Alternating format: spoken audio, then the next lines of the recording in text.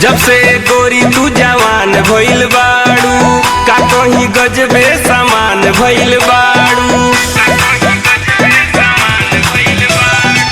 जब से गोरी तू जवान भइल बाड़ू, का कहीं गजबे समान भइल बाड़ू। पटनायारा बलिया धइले, पटनायारा बलिया धइले, भागलपुर के शान भइल बाड़ू। छपरा सिवान के जान भइल बाड़ू, छपरा सिवान के जान भइल बाड़ू, छपरा सिवान के जान भइल बाड़ू।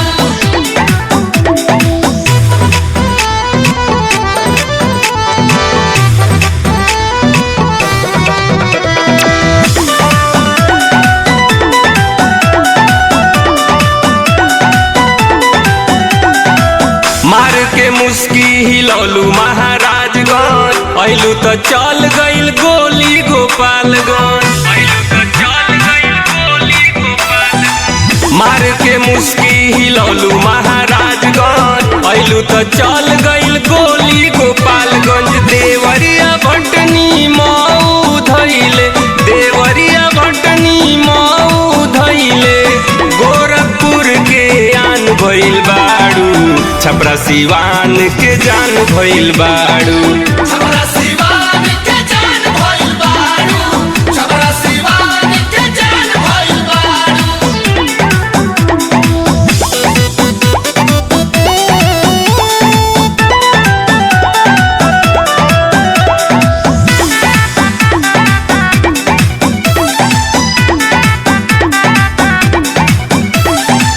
पहुँचेलू जब मधुबनी दरभंगा, गया सीतामढ़ी में हो जाला दंगा। पहुँचेलू जब मधुबनी दरभंगा, गया सीतामढ़ी में हो जाला दंगा।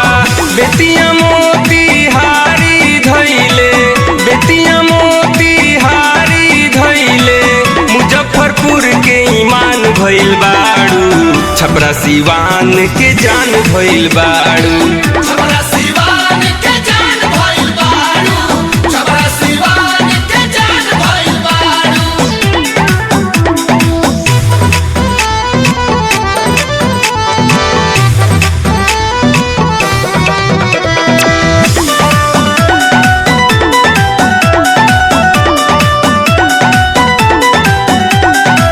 सुनाए रानी जब अइबू मछवता, मोरिहे समाज न छोड़िहे समौका।